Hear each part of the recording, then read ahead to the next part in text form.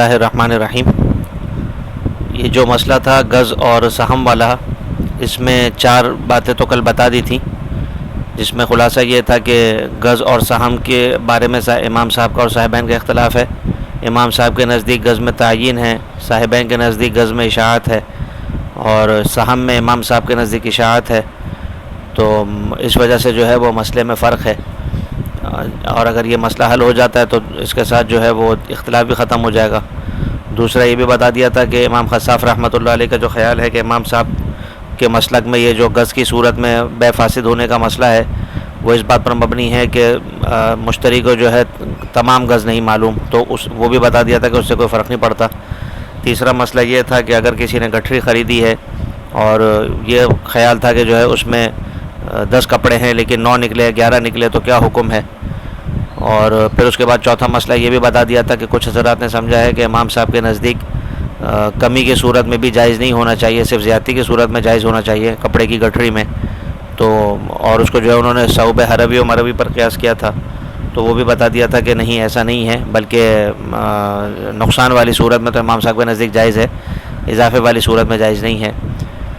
اب پانچواں مسئلہ یہ ہے کہ اگر کوئی آدمی جو ہے وہ کپڑا خریدتا ہے اور اس کا خیال ہے کہ جو ہے وہ یعنی اس کو یہ پتہ چلا کہ وہ 10 گز ہے اور ہر گز 1 درہم کا ہے، اب وہ یا تو 10.5 گز نکلتا ہے یا 9.5 گز نکلتا ہے، تو امام ابو حنیفہ رحمۃ اللہ علیہ کے نزدیک 10.5 گز والی صورت میں 10 درہم میں لے لے گا، اور 9.5 گز والی صورت میں جو ہے وہ 9 درہم میں لے گا۔ 10 گز والی میں جو ہے وہ مشتری کو کوئی اختیار حاصل نہیں ہوگا، اور 9.5 گز والی صورت میں جو ہے وہ مشتری کو اختیار حاصل ہوگا، جبکہ امام اشور رحمۃ اللہ علیہ یہ کہتے ہیں کہ اگر 10.5 گز نکلے تو 11 درہم میں لے لے، اور 9.5 گز نکلے تو 10 درہم میں لے لے، جبکہ امام محمد رحمۃ اللہ علیہ فرماتے ہیں کہ 10.5 گز والی صورت میں 10.5 گز میں لے،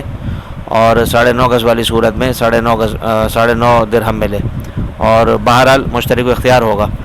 امام محمد رحمۃ اللہ علیہ کی دلیل یہ ہے کہ جب آپ نے یہ کہا کہ 1 گز 1 درہم کے مقابلے میں ہے، تو اس کا مطلب یہ ہے کہ نصف گز جو ہے وہ نصف درہم کے مقابلے میں ہے، اس لیے جو ہے وہ حکم اپنی جگہ برقرار رہے گا، یعنی 10.5 گز ہو جائے گا تو 10.5 درہم ہو جائے گا، 9.5 گز ہوگا تو 9.5 درہم ہو جائے گا۔ جبکہ امام ابو یوسف رحمۃ اللہ علیہ یہ فرماتے ہیں کہ جب آپ نے یہ کہا کہ ہر گز جو ہے وہ 1 درہم کے بدلے میں ہے، تو ہر گز گویا الگ کپڑا ہے، جب ہر گز الگ کپڑا ہے تو اس کی وجہ سے ہر گز کی الگ قیمت بنی۔ اب جو نصف گز زیادہ نکلا، وہ نصف گز اس طرح ہے کہ گویا کہ وصف میں جو ہے وہ کمی آ گئی یا وصف میں اضافہ ہو گیا، تو وصف میں کمی بیشی کا جو ہے وہ بے پر اثر نہیں پڑتا، جیسا کہ ہم پڑھ چکے ہیں۔ جبکہ امام ابو حنیفہ رحمۃ اللہ علیہ فرماتے ہیں کہ یہاں پر جو بات ہوئی تھی وہ 1 گز کے مقابلے میں 1 درہم تھا،